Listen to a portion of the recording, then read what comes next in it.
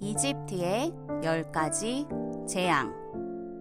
출애굽기 5장 1절에서 12장 51절. 모세와 아론은 이집트의 왕 바로 앞에 용감하게 섰어요. 그리고 말했어요. 이스라엘의 하나님이 내 백성을 내보내 내게 예배하게 하라고 말씀하셨습니다. 나는 너희 하나님이 누군지도 모른다. 바로가 노여운 목소리로 말했어요. 너희 하나님은 내게 이래라 저래라 할 수 없다. 저들을 절대 놓아줄 수 없다. 모세와 아론은 당황했어요. 하나님의 말씀을 전하면 그대로 될 줄 알았는데 전혀 다른 대답을 듣게 되었기 때문이에요. 모세는 하나님께 불평했어요. 바로가 우리 백성들에게 일을 더 많이 시키고 있습니다. 바로에게 다시 돌아가라. 하나님이 모세에게 말씀하셨어요. 내 백성을 보내지 않으면 바로와 이집트 사람들이 끔찍한 일을 겪게 될 것이다. 모세와 아론은 다시 바로에게 갔어요. 아론이 지팡이를 던지라는 하나님의 명령을 따랐어요. 그랬더니 지팡이가 뱀으로 변했어요. 바로의 마술사들도 지팡이를 던지니 막대기가 뱀으로 변했어요. 하지만 아론의 뱀이 다른 뱀들을 모두 삼켜버렸어요. 그런데도 바로는 하나님 말씀대로 하지 않았어요. 첫 번째 재앙. 하나님 말씀을 따르지 않으면 하나님이 나일 강물을 피로 바꾸실 겁니다. 모세가 바로에게 경고했어요. 하지만 바로는 이스라엘 백성들을 보내지 않았어요. 하나님은 정말 나일 강물을 피로 바꾸셨어요. 모세와 아론이 다시 한번 이집트의 왕인 바로 앞에 섰어요. 너희 하나님에게 나일강의 핏물을 다시 깨끗한 물로 바꿔달라고 구해라. 그렇게 하면 너희 백성을 보내주마. 바로가 모세에게 말했어요. 모세가 하나님께 기도했고 물이 다시 깨끗해졌어요.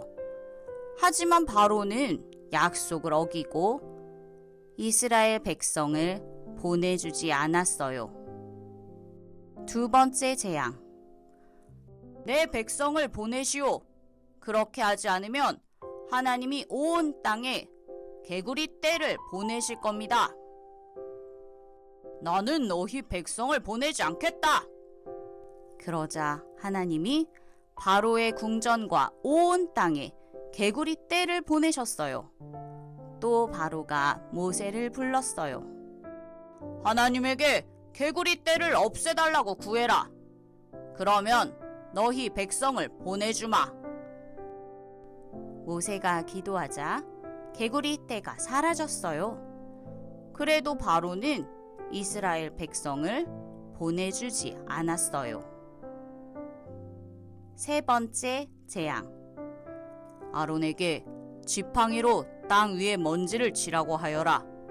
그러면 온 이집트의 먼지가 이로 변할 것이다.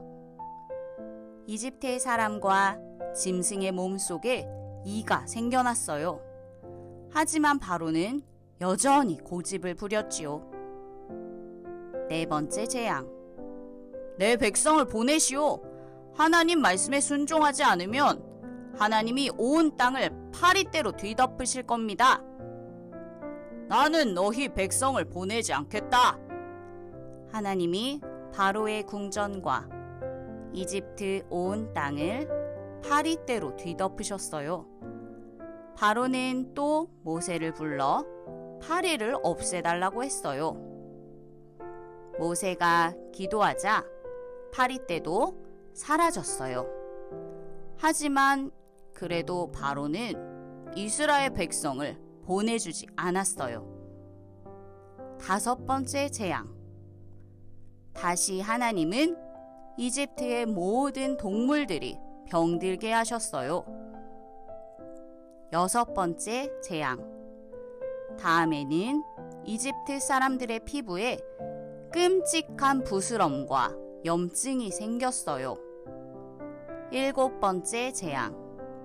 그 다음은 어마어마하게 큰 우박이 쏟아져 농사를 망쳤어요. 8번째 재앙. 메뚜기 떼도 몰려와 나뭇잎과 이삭을 다 먹어치웠어요. 9번째 재앙. 사방이 온통 지륵 같은 어둠에 휩싸이는 재앙이 닥쳤어요. 10번째 재앙. 이렇게 재앙이 계속되었지만 바로는 번번이 약속을 어겼어요. 결국 하나님이 모세에게 말씀하셨어요. 이집트의 모든 사람과 동물의 처음 난 것은 죽게 될 것이다. 이스라엘 백성에게 오늘 저녁 어린 양을 잡아 그 피를 문설주와 임방에 칠하라고 전해라. 어린 양의 피가 없는 집의 첫째 아들은 모두 목숨을 잃을 것이다. 그날 밤 이집트 모든 집의 첫째 아들이 목숨을 잃었어요. 바로의 아들도 죽었어요. 이스라엘 백성의 아들들만 살았어요. 마침내 바로는 이스라엘의 하나님이 자기보다 훨씬 강하시다는 것을 알았어요. 바로는 마지막으로 모세를 궁전으로 불렀어요. 내 백성을 이집트에서 데리고 나가라! 어서 가라! 마침내 모세는 이스라엘 백성들을 이끌고 하나님이 약속하신 땅을 향해 머나먼 길을 떠났어요.